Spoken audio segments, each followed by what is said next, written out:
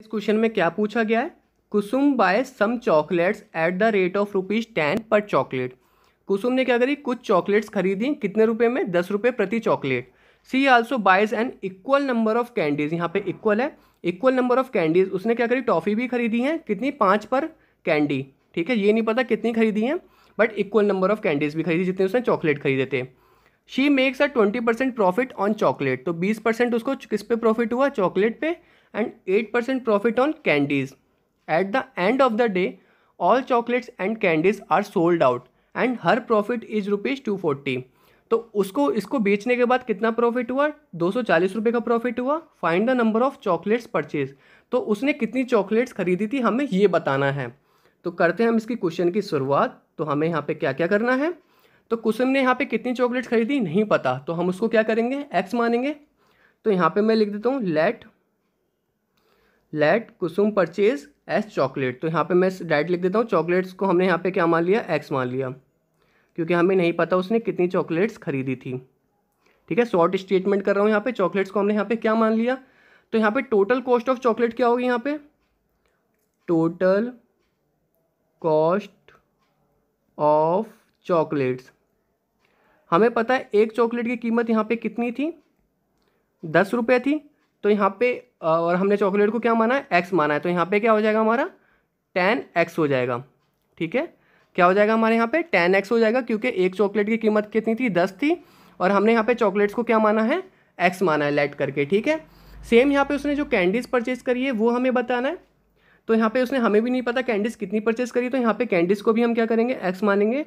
Late candies जो उसने purchase करी हमें नहीं पता, तो कैंडीज को हमने यहाँ पे क्या मान लिया? एक्स मान लिया है। अब सेम यहाँ पे टोटल कॉस्ट कैंडी की निकालेंगे। तो total cost of candies, total cost of यहाँ पे क्या निकालेंगे हम? कैंडीज की निकालेंगे। तो कैंडीज यहाँ पे इसने कितने रुपए की खरीदी थी? 5 रुपये की, तो यहाँ पे क्या हो जाएगा? 5x हो जाएगा। ठीक है, 5 रुपये की कैंडी और x नंबर ऑफ उसने जितना भी खरीदा है, तो हमने उसको x माना था। ठीक है, अब यहाँ पे क्वेश्चन के अनुसार उसको प्रॉफिट यहाँ पे बताना हमें कितने कितने का प्रॉफिट हुआ। ठीक है, 10% का जो प्रॉफिट हुआ उसको किस में हुआ? चॉकलेट में हुआ। तो यहाँ पे निकालेंगे प्रॉफिट ऑफ चॉकलेट्स। ठीक है, क्या निकालेंगे यहाँ पे?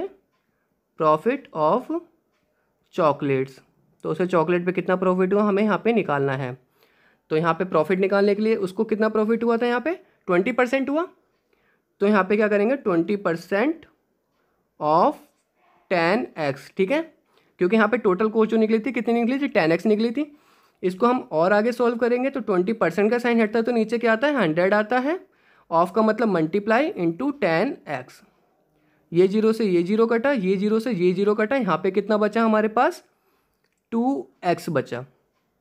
ठीक है, हम इसको और आगे सॉल्व करते हैं। अब यहाँ पे निकालेंगे हम प्रॉफिट ऑफ कैंडीज। अब किसका निकालेंगे हम?